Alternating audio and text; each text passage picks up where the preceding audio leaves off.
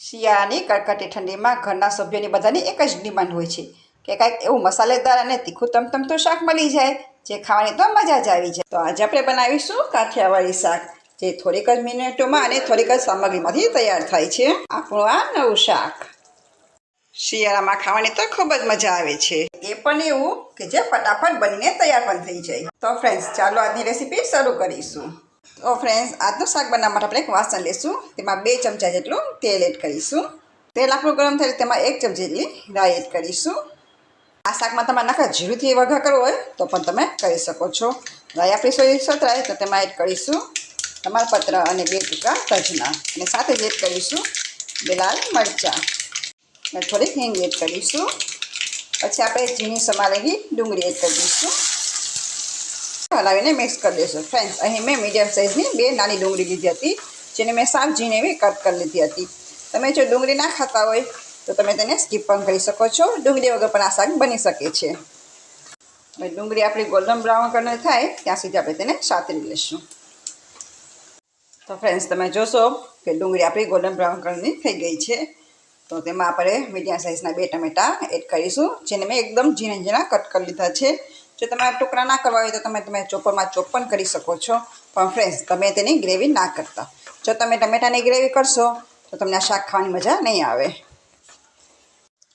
Friends, ટમેટા આપણા સરસ મિક્સ થઈ ગયા છે. થોડાક મસાલા કરી લઈશું. તો તેમાં લઈશું હળદર પાવડર, અડધી ચમચી જેટલું ધાણા જીરું પાવડર, 1 ચમચી લાલ મરચું પાવડર. અહીં તીખાશ તમે તમારા સ્વાદ અનુસાર વધુ ઓછું કરી શકો છો. પછી આપણે એડ કરીશું 1 ચમચી જેટલી આદુ અને લસણની પેસ્ટ. ફ્રેન્ડ્સ, તમે જો લસણ ના ખાતા હોય તો પણ તમે સ્કીપ કરી શકો છો. અને સાથે જ લઈશું મરચાં. અહીં મરચાંને મેં સાવ ઝીણા ઝીણા કટ કરી લીધા છે. તો આપણે બધા મસાલાને સરસ એવા મિક્સ કરી દઈશું અને મસાલાને આપણે પાકવા દઈશું. ફ્રેન્ડ્સ, તમે જોશો કે મસાલા આપણા બધા મિક્સ થઈ ગયા છે. તો આપણે તેમાં થોડુંક એવું પાણી એડ કરીશું અને ફરી પાછું મિક્સ કરી દઈશું. ફ્રેન્ડ્સ, તમે પાણી એડ કરશો ને તો જેથી કરીને આપણા ટમેટાને છે તે ફટાફટ ચડી પણ જશે અને મસાલા આપણા બળશે પણ નહીં. તો આપણે તેને હવે રહેવા દઈશું. તો આપણે મસાલા ચડે ત્યાં સુધી આપણે આગળની બીજી પ્રોસેસ કરીશું. તો ફ્રેન્ડ્સ, આપણે એક વાસણ લઈશું. તેમાં 1 વાટકી જેટલો બેસન એટલે કે ચણાનો લોટ એડ કરીશું.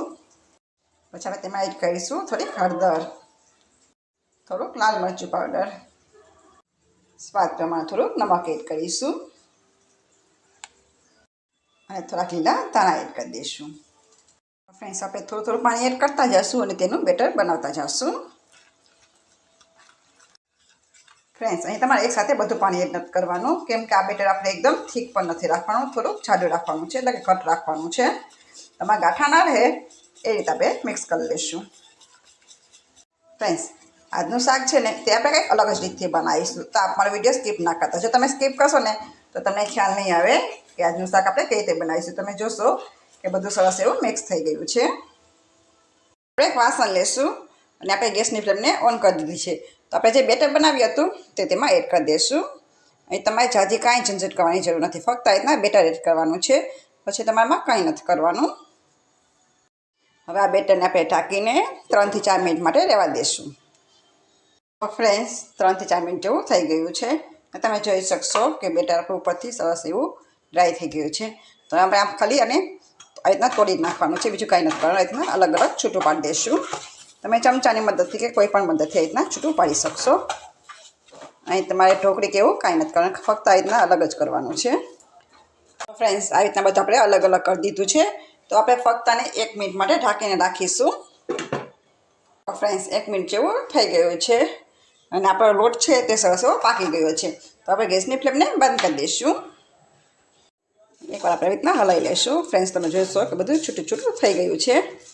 તો આપણે આગળની બીજી પ્રોસેસ કરીશું. તો ફ્રેન્ડ્સ, તમે જોશો કે ગ્રેવી પર આપણી સરસ એવી પાકી ગઈ છે અને તેમાંથી તેલ છૂટું પડી ગયું છે. ફ્રેન્ડ્સ, અહીં આપણે એકસાથે બંને કામ થઈ જાય છે, જેથી કરીને આપણો સમયનો બચાવ થાય છે. તો ફ્રેન્ડ્સ, હવે આપણે તેમાં એડ કરીશું 1 ગ્લાસ જેટલું પાણી.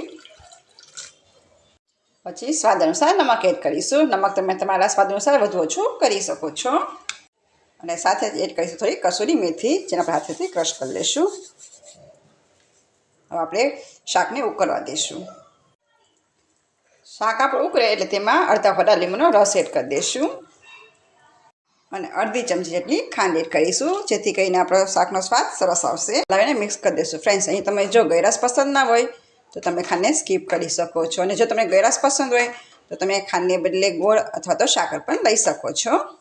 તો ફરી પાછું આપણે તેને થોડું ઉકળવા દઈશું. તમે જોશો કે શાક આપણું ઉકળી ગયું છે, તો આપણે જે બેસનને સ્ટીમ કરીને રાખ્યું હતું તે એડ કરી દઈશું. છે ને ફ્રેન્ડ્સ, તમારા ઘરમાં એક પણ હવે શાકભાજી નહીં હોય ને તો પણ તમે આ શાક આસાનીથી બનાવી શકશો, અને શાક તો એટલું સ્વાદિષ્ટ બનશે ને કે ઘરના બધા તો આંગળા ચાટતા રહી જશે. તો આપણે એને હલાવીને મિક્સ કરી દઈશું અને તેને પાકવા દઈશું.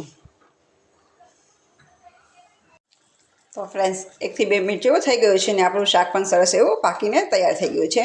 તમે જોઈ શકશો. છે ને ફ્રેન્ડ્સ, જોતાં જ ખાવાનું મન થઈ જાય એવું આપણું આજનું કાઠિયાવાડી શાક, જે આપણે ફક્ત બેસનમાંથી જ બનાવેલું, એટલે કે ચણાના લોટમાંથી જ બનાવેલું છે. તો ગેસની ફ્લેમને બંધ કરી દઈશું અને શાકને ગરમા ગરમ સર્વ કરી લઈશું. તૈયાર છે આપણું આજનું એકદમ ટેસ્ટી અને ચટપટું એવું કાઠિયાવાડી શાક. આ શાક એટલું સ્વાદિષ્ટ બનશે ને કે ઘરના સૌ તો આંગળા ચાટતા રહી જશે. તો ફ્રેન્ડ્સ, તમને આજની મારી રેસીપી કેવી લાગી તે મને કોમેન્ટ બોક્સમાં જરૂરથી જણાવજો. અને આજને જો મારી રેસીપી પસંદ આવી હોય તો એક લાઇક કરજો, શેર કરજો અને હેતસ કિચનને સબસ્ક્રાઈબ કરવાનું ના ભૂલતા. તો ફરી પાછા મળીશું નવા સ્વાદ સાથે, નવા વિડીયો સાથે. ત્યાં સુધી આવજો.